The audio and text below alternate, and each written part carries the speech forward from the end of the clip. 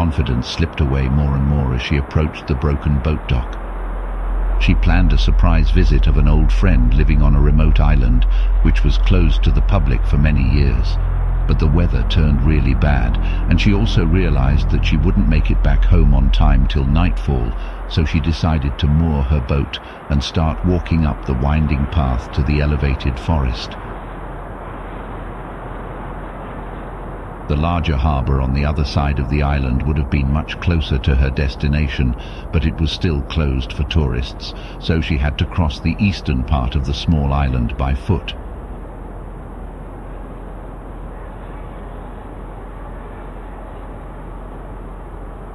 She spotted the harbour lights in the distance, and also the old uphill trail was still clearly visible. Making her way uphill, Sarah passed the old beacons which were still lit. The snow had been falling heavily for hours and will soon cover everything in a thick blanket of white.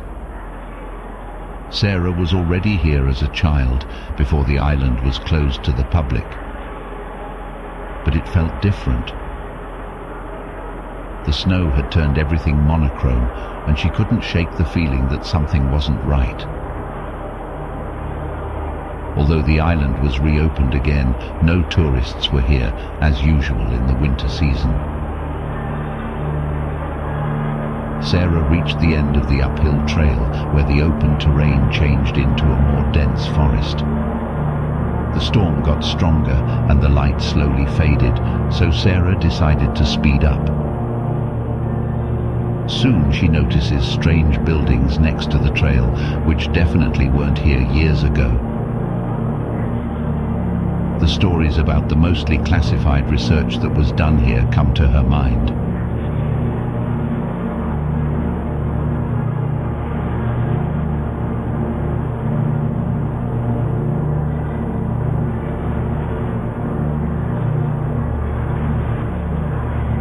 She notices a small sign which could have been a warning to not go beyond this point.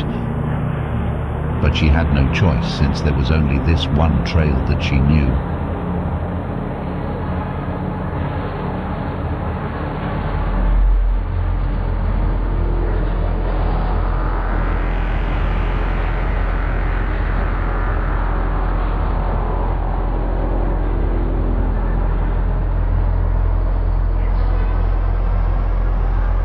She passed another strange sign which may have been a railroad crossing stoplight, but there were no rails anymore.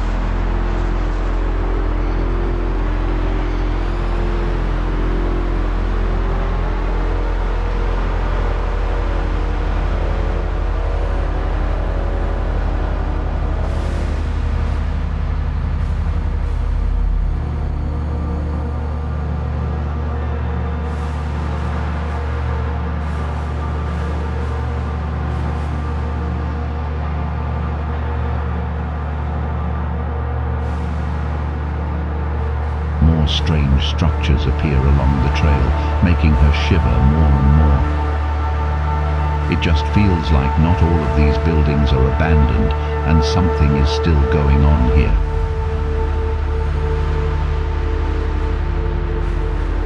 She accelerates her pace and reaches a small forest clearing. A few steps into the clearing, she spots a large structure looking like an antenna. A story tells that these were used to collect electric energy from thunderstorms, but as a downside, electrocuting everyone in the perimeter.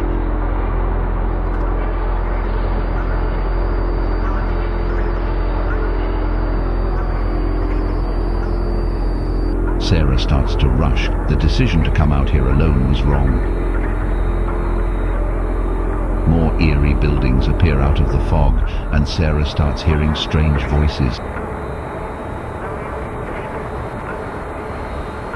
Could these antennas still be in operation? Was it dangerous to be here?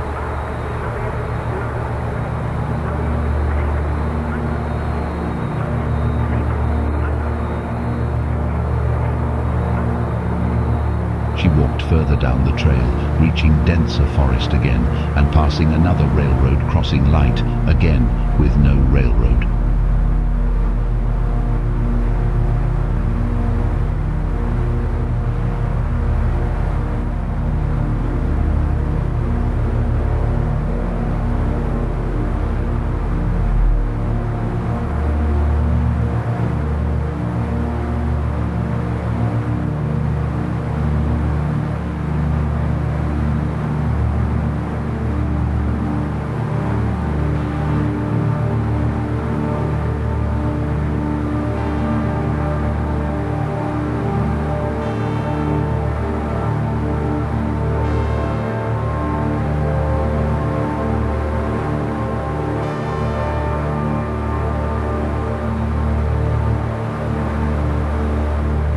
As the night fell, Sarah finally reached the old lighthouse.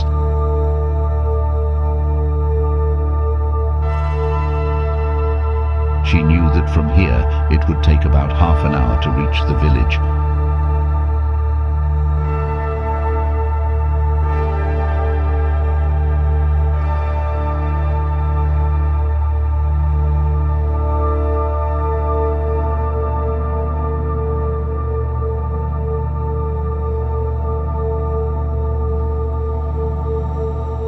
The trail became less eerie from here, and first houses appeared.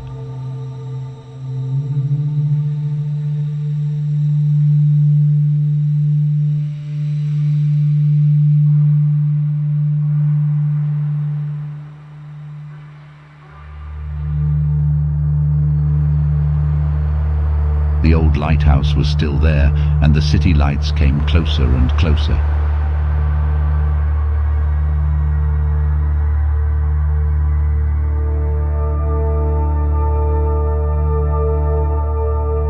She finally reached the village. Her old friend's house was down the small road. He was at home, and it was an outstanding surprise, just like Sarah wished it would be. An hour later, they both sat next to the small stove, heading into a long night of stories to tell. Sarah learned that some of the old buildings she saw were still in use, but the dangerous research was abandoned already years ago. On the next day, they set off to the old harbour, which was open to the residents of Eerie Island. Her friend took Sarah back to her boat, and they promised to not wait years again to meet each other next time.